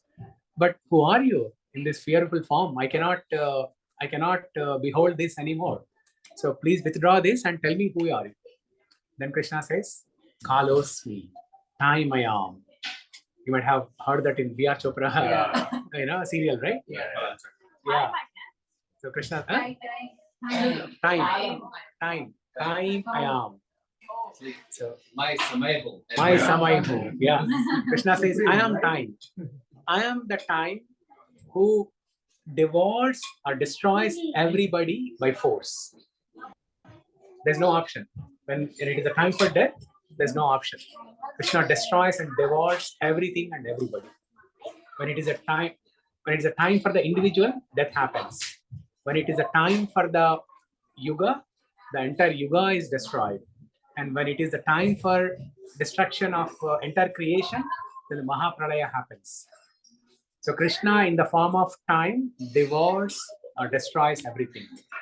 And Krishna shows to Arjuna all the Kauravas, except the 5 Pandavas, everyone else present on the battlefield of Kurukshetra, everyone is getting killed, and they are entering Krishna's mouth, just like how fireflies, when they go near the fire, they enter the mouth of the fire and then they get killed, right? Krishna shows that literally all the Kauravas entering Krishna's mouth like a small miniature, human beings.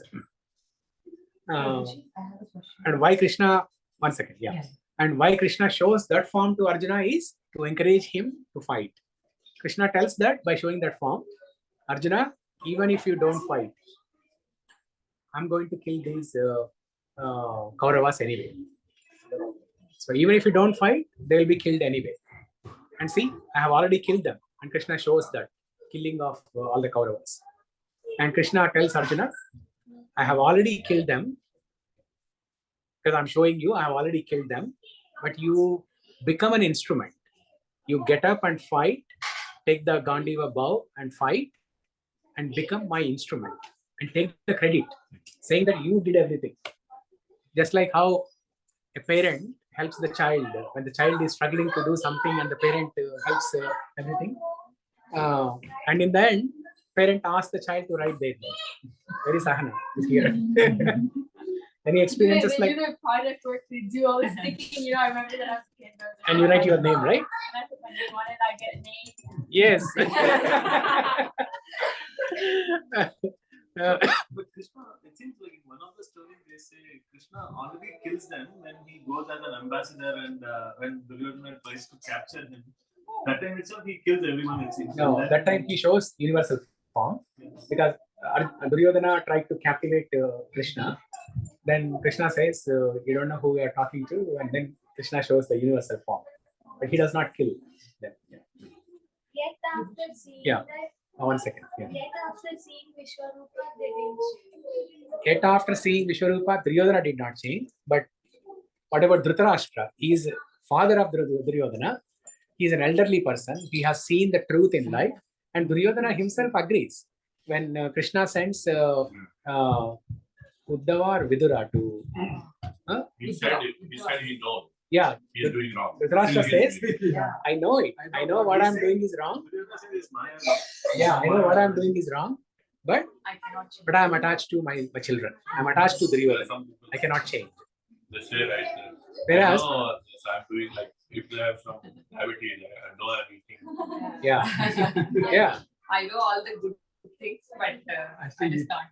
Yeah, we know smoking is injurious to health, but they read the label and then they smoke. And Duryodhana says, Dhritarashtra says, so we cannot change. Whereas Pandavas, they're very nice. They can change. They can live by begging also. So why don't you ask them to go and, abandon their desires on the kingdom because they can live. They can live by begging, whereas I cannot. I don't give single piece of land. Yeah, not Yeah. even the little point of land. Yeah. So you are saying something? I mean, Arjuna sees this Vishwarupa before the battle, right? Before in the Before middle of- beginning of the war. before the beginning of the war. So how come he? I mean, like, after that, did again Maya induce him? Because in the war we discussed that he cannot shout to Krishna in Yeah. between that whole war is going on, this big battle. Yeah. He had to touch with his feet Yeah. to Krishna, kick with Krishna to which direction to take Radha and everything. And So she didn't want to use the word kick to Krishna. That's why she nicely polished touch Krishna with his feet. Have you ever heard of the word touching somebody with feet? See how nice she is. Prashant, you are so lucky. Madhuri, he's saying something. She touches me with feet.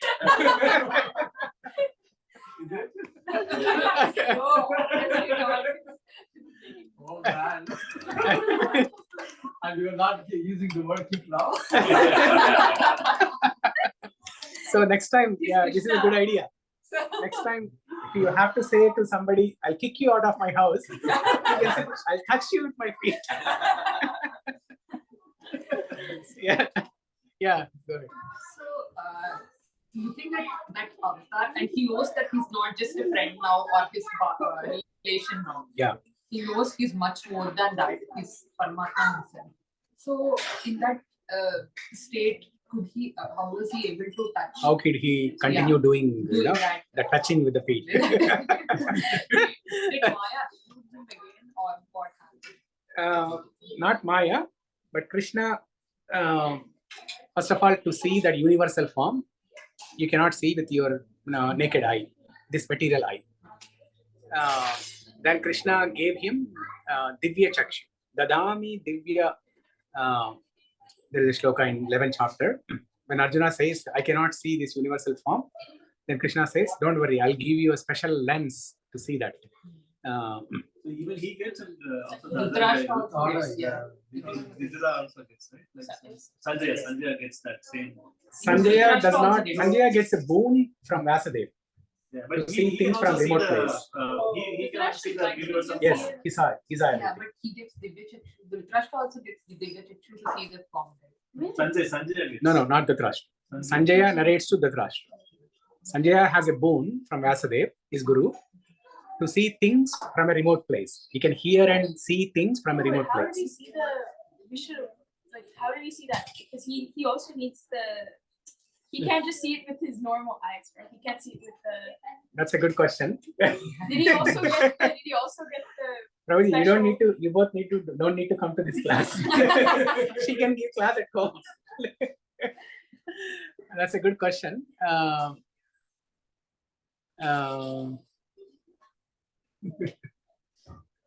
Maybe he did not see the universal form. They say Sanjaya But he also describes saw, it right? too. That's what they say. Like Sanjaya and Arjuna, only two people they saw. Actually, you're right. Sanjay, because at the end of 11th chapter, Sanjaya, there is a description of Sanjaya's response to that. After seeing universal form, Adbhutam Roma Harshanam.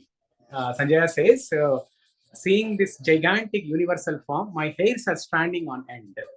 Sanjaya describes. So Sanjaya saw it. But how did he see?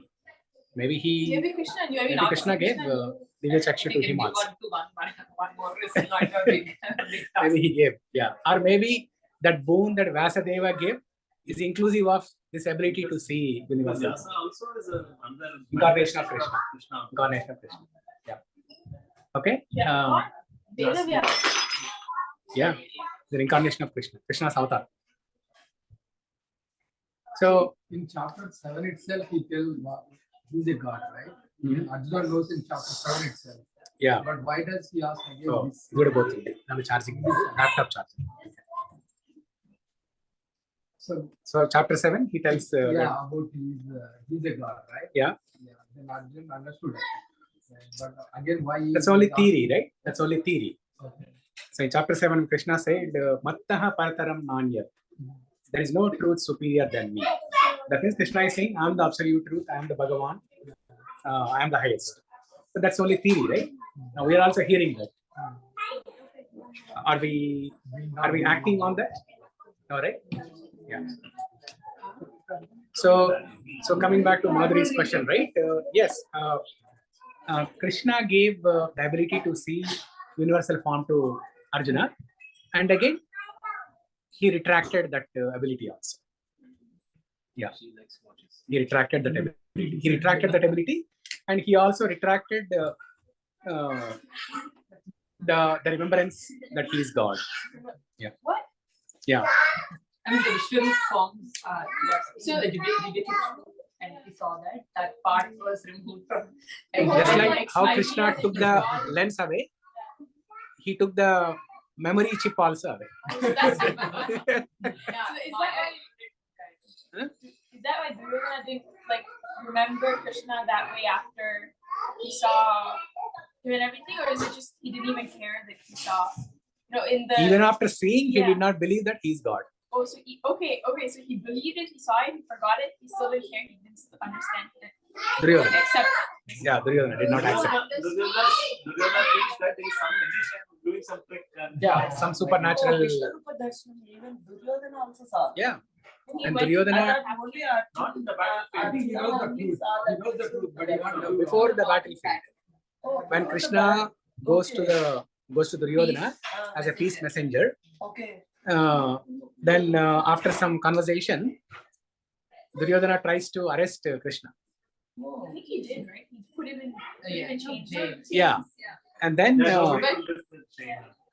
Krishna shows his universal form, saying that you don't know who you are talking to, who you are trying to arrest to. And then even after seeing that, he did not learn a lesson. Yeah, he did not accept. So, Prabhuji, I have a question. It's actually related to Mahabharata. Yeah. So they say that the elder of Pandava, Yudhishthira Maharaj. So they say he's also Dharmaraj because he knows Dharma and he never went away. So I don't understand. I always keep asking him if he's so following Dharma. So like playing whatever the Gambling. Okay, fine. But then he is going beyond. Like he is just beating his family. So beating family is it Dharma? So why did he go to that extent that he did putting his family at risk and beating his gold, his lands and everything? Okay, fine. But like his family and then his wife. So is it also Dharma? So guess what? I had the same question this morning. Believe it or not, I had the same question this morning. I was contemplating something from chapter 1 and or the introduction part that we discussed a few days ago. And then the same question struck me this morning. And then I kind of have some explanation, kind of my own speculation to explain to that. But I don't want to do that. Next week, I'll get the correct answer and then I'll tell you. Before the gambling, he promises that he will not get out of that until he has something to play against, right? So that's what he promises. Even agreeing to participate in gambling, because one of the 4 regulative principles in ISKCON is no meat eating, no gambling, no intoxication, no illicit affairs. So being a virtuous person, Yudhishthira, why did he even agree to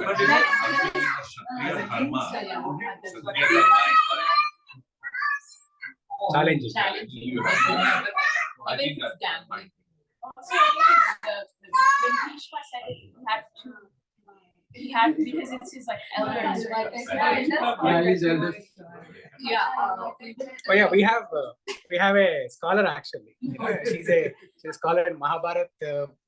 Many scriptures. Yeah, tell what you.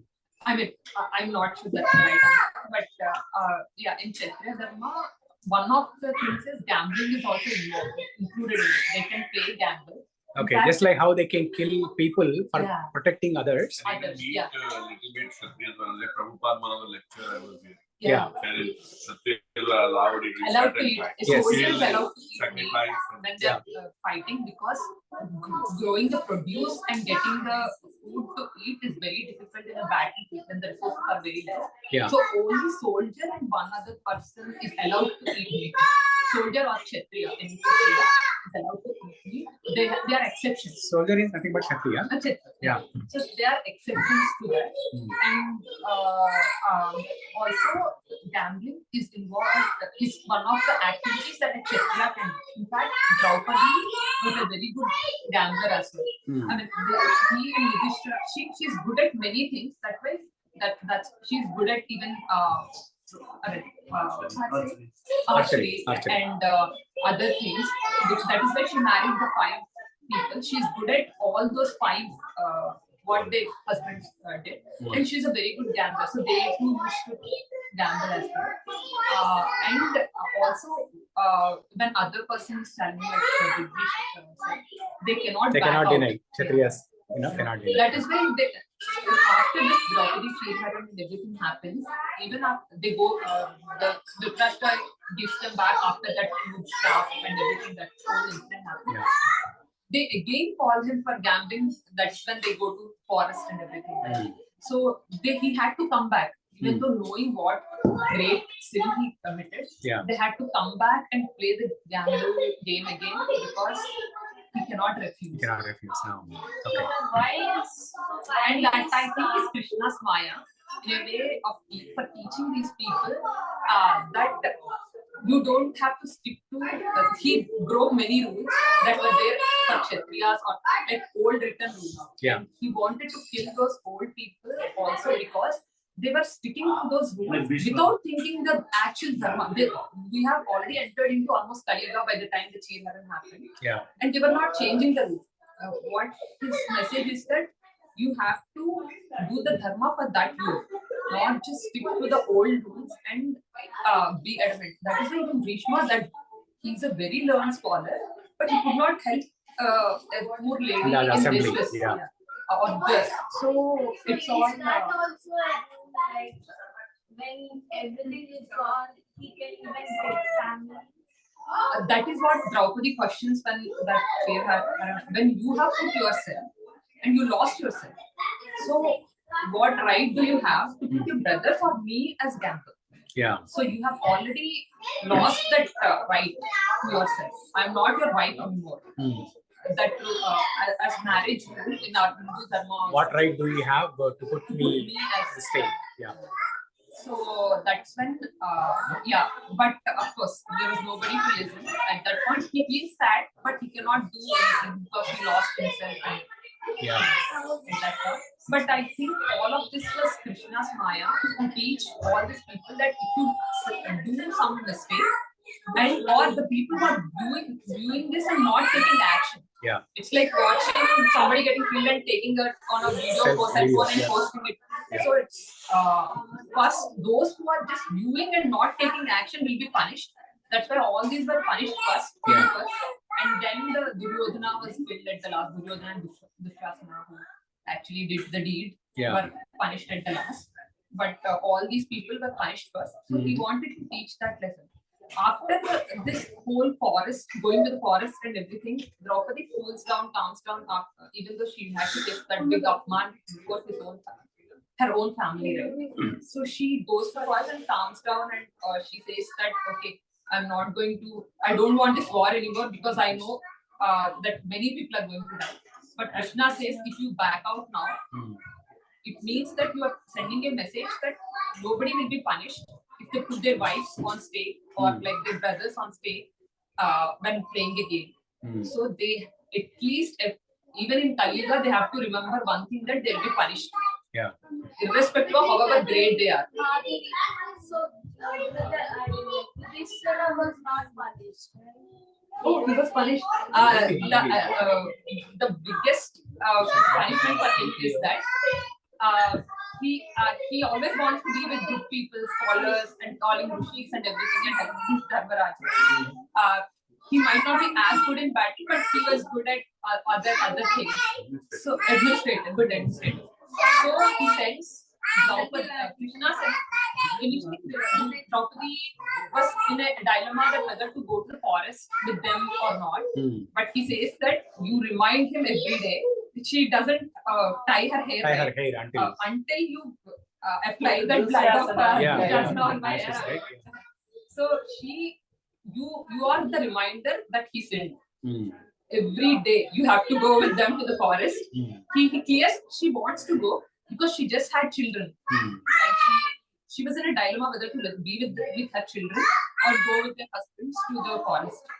But then Krishna clears the dilemma that you go with him because Dharmaraja very easily after 14 years with that too with scholarly people during their forest visit, many rishis and everyone visits them to help them and everything.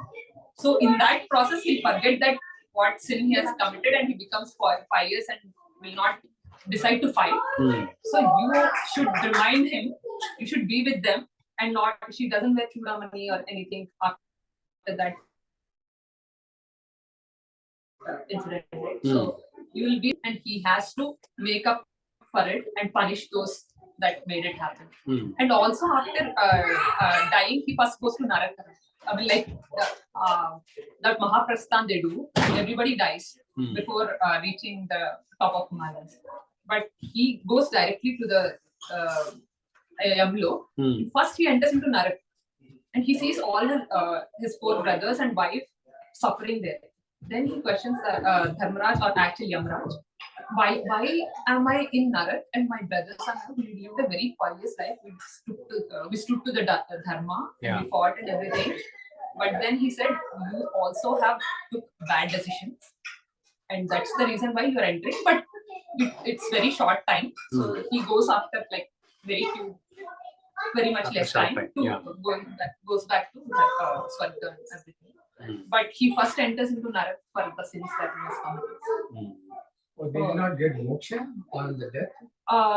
That's what they say. He goes to Swarga. They didn't get moksha. Yeah, They did not get even though she is the devotee of Krishna, right?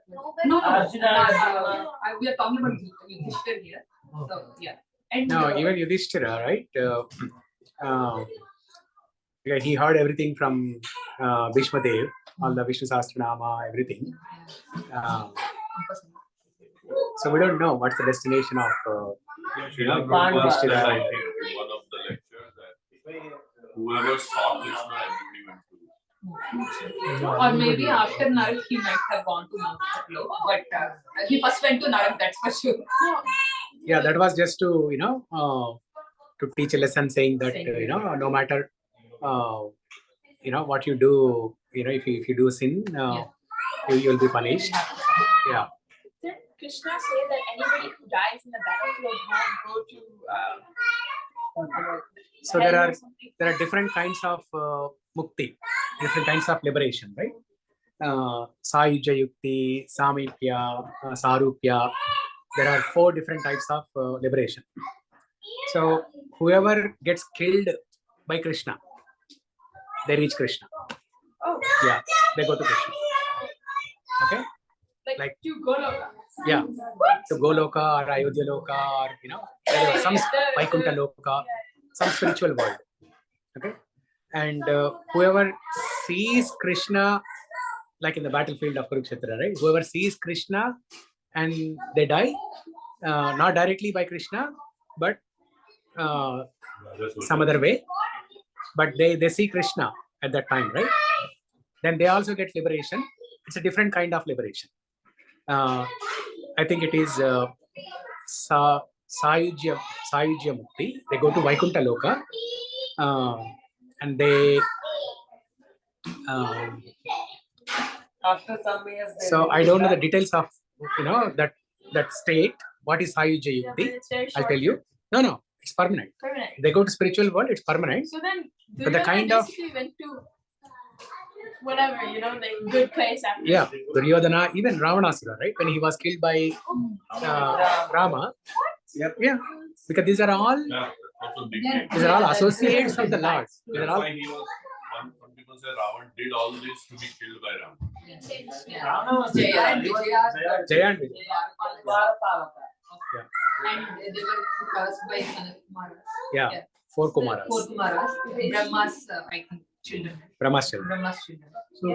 So because they didn't allow him into the Vaikuntha, so he asked, they were cursed. Jaya and Vijaya. Yeah, so when they were cursed, so they felt very bad. So how can we come out of it? How can we come out of this curse? They tried to pray to Vishnu. We are trying to do our duty and we were cursed. How can we get out of it? He gives an option. They gave Either two you options. can- Two options. Two options. Yeah. Either you can pray me with a what? Either you can have 4 lifetimes as a devotee and 7 lifetimes. No, 7 7 lifetimes as a devotee, 3 lifetimes as a demon. Either 3 and 4. 3 and 7. 3 and 7. 3 is Yeah, demon, 3 and 7 is Yeah. 7 So demons. 7 lifetimes is a big thing, right? So they said we want to reach you as fast as we can. So we'll be demons. We are ready to become demons. That's why Hiranyakashipu and then Hiranyaksha, Hiranyakashipu, Hiranyaksha, and then Ravanasura and Kumbhakarna, and then So that's that long up to like that.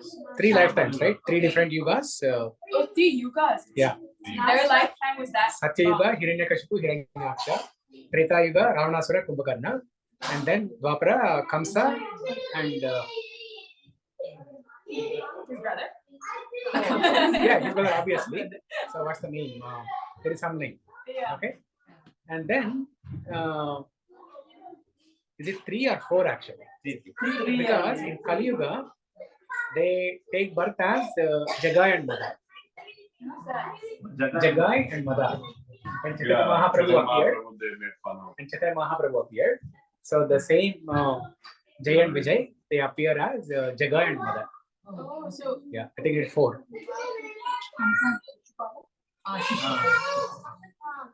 Shishupal, no, not Shishupal. Kamsa's brother, it is not much spoken. It is not much spoken about Kamsa's brother, but there is some description before describing about Kamsa. They describe about his brother. where do you find all this stuff? Bhagavad. Yeah. Bhagavad. Either you buy the Bhagavatam set, 18 books, 12 cantos, 18 books, or you go to Veda base and you will get. No, I want I'm to just trying to make sense because there's so many books. There's like, it goes on forever. It goes on forever. That's why Prabhupada recommends you just read Bhagavad Gita, 700 shlokas. That is enough. One book is enough. Yeah. Because we don't have time to read Bhagavatam, Ramayana, Mahabharata, all these things. But if you read one literature, Bhagavad Gita, 700 shlokas, which is a summary of all the Vedas. You say like bachelor's degree is Bhagavad Gita, master's is Srimad Bhagavatam, PhD is Chaitanya Charitamrita. Oh, there is one more? Chaitanya Charitamrita. Oh, there is one more. Not one more. Online you can read. Many more. Many more. Shastas. Huh? Shastas and all that stuff. Yeah. So you said if a person killed by Krishna, they get liberation. Right? Yeah. So every human being is being killed still on the directions of Krishna by one other, right? So why can't every human being get liberation? But that is in the form of time, right? Not Krishna is not coming in person and killing. So only when a person is killed by Krishna in person, just like Kamsa, all these people, then they get liberation. And they are special people, right? Kamsa, Ravanasura, they are not ordinary people. They are associates of Lord. Most of them also associated with God. Like Ravana is like a big devotee of Shiva Bhakti, right? That was in that lifetime. But before that, his eternal position is a gatekeeper in Vaikuntha Loka. Gatekeeper in Vaikuntha Loka. That is his eternal position. So devotee of Vishnu. Mahabharata. Today Mahabharata happened. We have a scholar, Mahabharata scholar. Yeah. Okay, it's 2 o'clock. I think we'll conclude here. Thank you everyone for joining. Hare Krishna. Now the best part will start. Don't leave yet. The best part will start. Prabhu's birthday. Oh yeah, actually, We should call everybody from there. yeah, actually, I want to do something else because you all have been waiting, right? Jyoti, Yeah. Kalpana, and Sudhakar. Yes. You all have been waiting. I mean, you Yeah. also, you and Shiku. Yeah, you have been waiting for something. Something to hear from Pawan and Harsha. Right. We So can all get some food and sit and yes, during the lunchtime we can discuss that. Yes, and then before that we'll celebrate his birthday. Prabhu's birthday. big news means It is a big news. It is a big news. It's an initiation. It's an initiation. It's a big thing.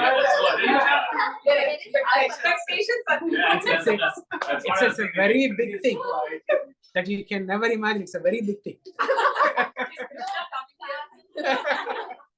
Bigger than that. Oh, bigger than that? Oh my God. I think I don't know. Yeah. So, Okay.